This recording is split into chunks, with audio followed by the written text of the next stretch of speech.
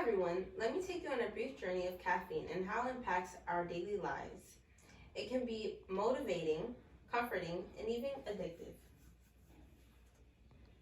Caffeine is a central nervous system stimulant that enhances concentration, metabolism, and it boosts our mood.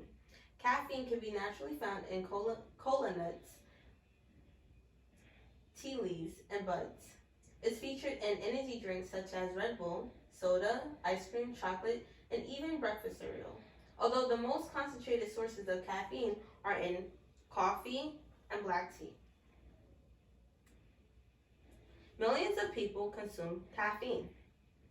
Did you know that more than 90% of adults consume an average of 300 milligrams of caffeine daily? This is the equivalent of 3 cups of coffee.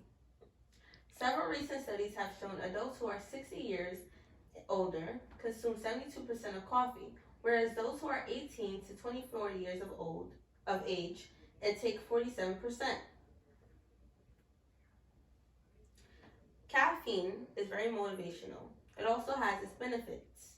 It improves short-term memory, it speeds up reaction times, increases fat burning, and improves physical performance.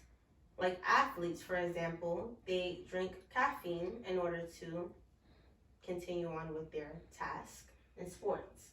It lowers risk for type 2 diabetes, cancer, and Parkinson's disease.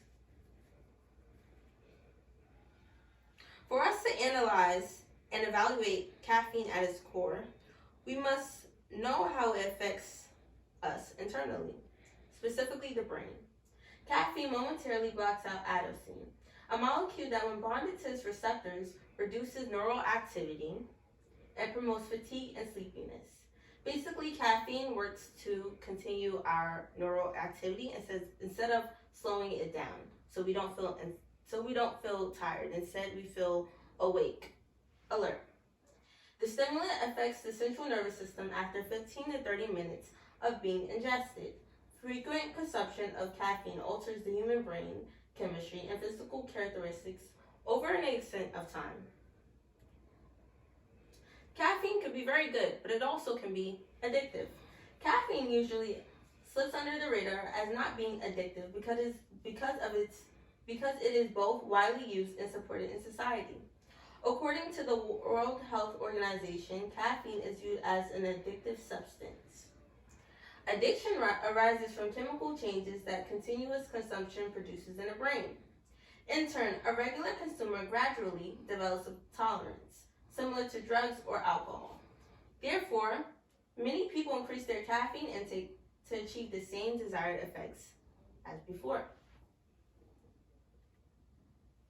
Like many other drugs, withdrawal symptoms can be moderate to severe. Caffeine intoxication and withdrawals have psychological and physical symptoms. This includes irritability, fatigue, anxiety, and depression. You may have an addiction if you have persistent cravings, unsuccessful efforts to manage caffeine use, or continued caffeine ingestion despite awareness of its adverse physical and psychological effects.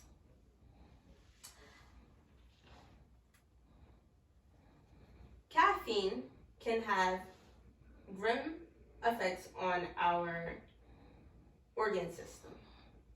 Prolonged caffeine consumption may induce caffeine anxiety disorder and negative health consequences such as digestive issues, muscle breakdown, high blood pressure, rapid heart rate, and even frequent urination. For treatment, experts recommend that adults consume a moderate amount of 400 milligrams of caffeine per day. Limit intake to only 2 cups of coffee daily, and contact a devoted specialist or rehabilitation facility in order to get help for this addiction. In conclusion, my presentation here today is to it's to inform you about the pros and cons of caffeine. It is worth looking into and can be beneficial in the long run. Thank you guys for being here with me today.